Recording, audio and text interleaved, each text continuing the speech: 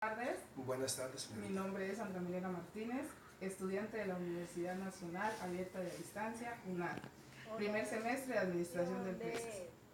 Me encuentro con el líder social comunitario del Bordo, el señor Arnubio Gómez. Señor Arnubio Gómez, ¿qué diferencias, similitudes y relaciones hay entre Estado, nación y gobierno? Bueno, ¿qué podemos afirmar? Estado lo entiendo como un territorio, ¿cierto? Estado, un territorio. Dijimos nación. Nación la entendemos como como un sinónimo del territorio. Y gobierno, digamos, esa ya es una política. ¿Una política para qué? Para gobernar. Una política para gobernar a quién, a ese Estado. ¿Qué diferencias, similitudes y relaciones hay entre participación política y democracia?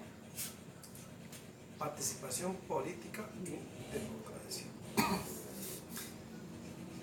Bueno, digamos que una similitud en que, digamos, todas establecen una normatividad, ¿sí? En el sentido de que dijimos política, imagínate la primera, ¿cómo es? Participación, listo. Política, listo. La participación la miramos como, digamos, de pronto como un derecho. E igualmente la política, ¿sí?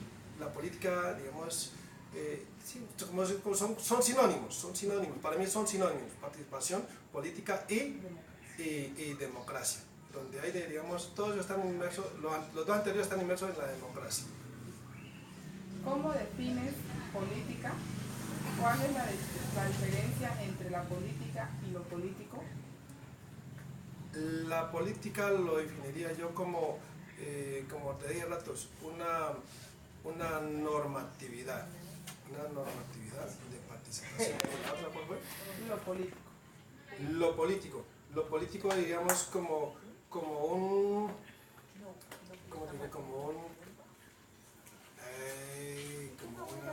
una forma de gobernar. ¿Qué elementos componen la cultura política? Para mí, digamos, la cultura política fundamentalmente, creo que los elementos de ella son una cantidad de valores en todos los sentidos. ¿Qué elementos involucra el ser ciudadano y cómo definirían los derechos y deberes del ciudadano? ¿Qué elementos, involucra el ser ciudadano y cómo definirían los derechos y deberes del ciudadano? Como elementos tendríamos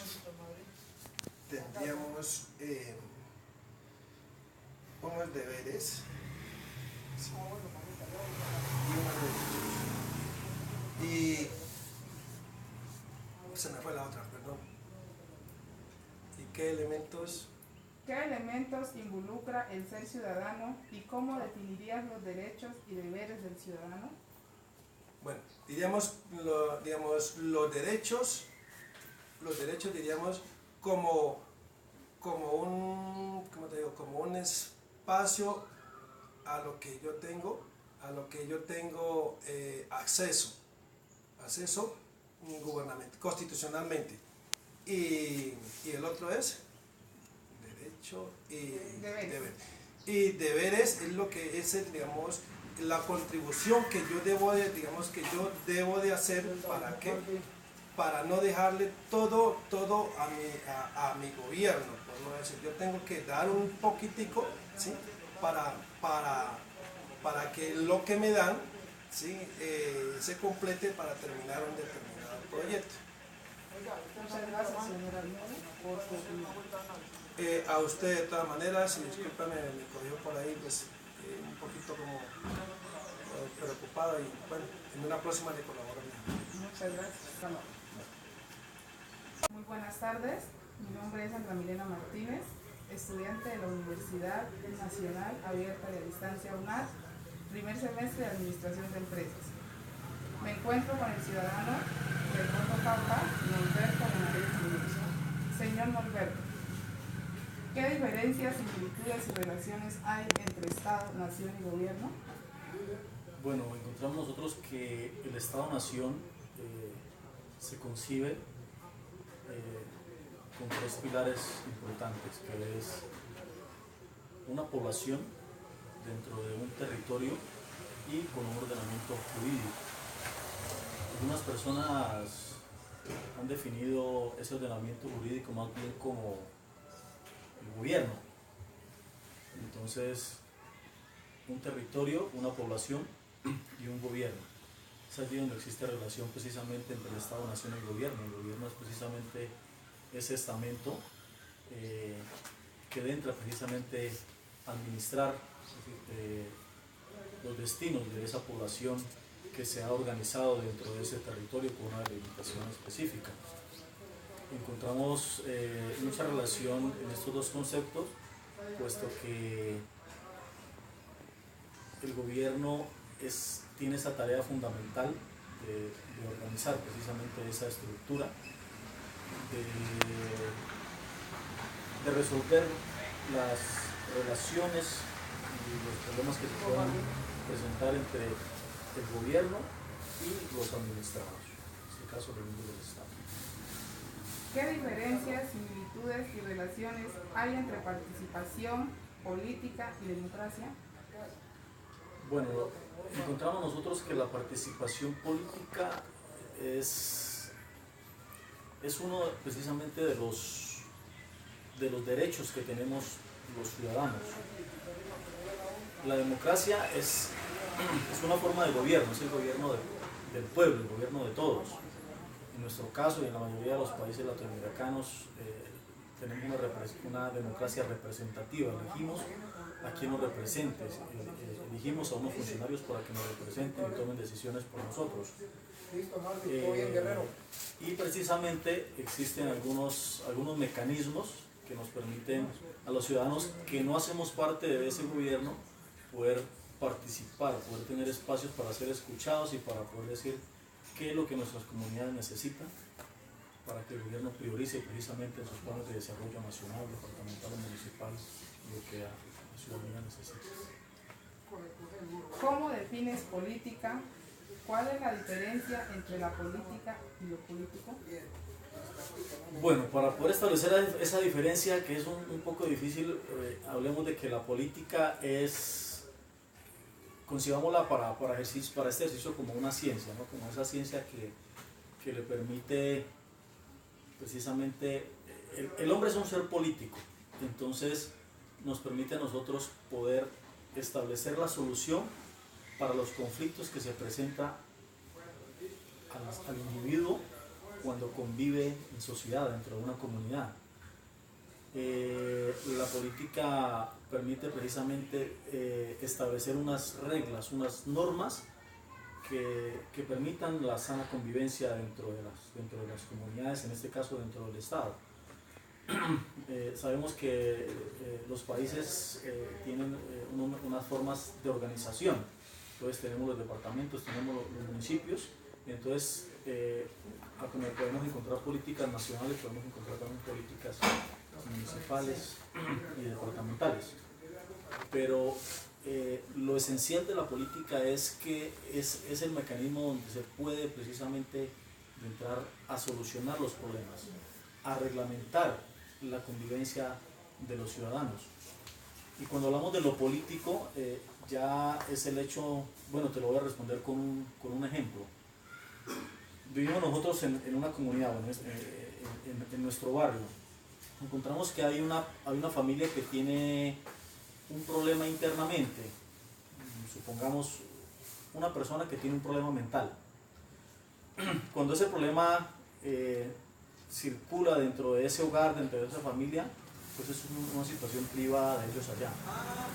Pero vamos a suponer que esa persona, por ejemplo, empieza a emitir ruidos en la noche, que despierta a los vecinos, empieza a agredir a otras personas, entonces esa situación ya se vuelve en algo político porque afecta a los miembros, a varios miembros de esta comunidad, de esta sociedad. Entonces, cuando nosotros hablamos de lo político, precisamente hablamos de esos temas públicos que afectan a un conglomerado de personas. No lo podemos tampoco confundir con la política partidista de los partidos, ¿no? Porque eso es otro tipo de escenario de cómo se lleva esos ejercicios precisamente para elegir a nuestros gobernantes. Cuando hablamos de lo político, ya hablamos de algunos temas que precisamente son de importancia, de resorte para toda una sociedad. Existen algunos temas, por ejemplo, como el agua.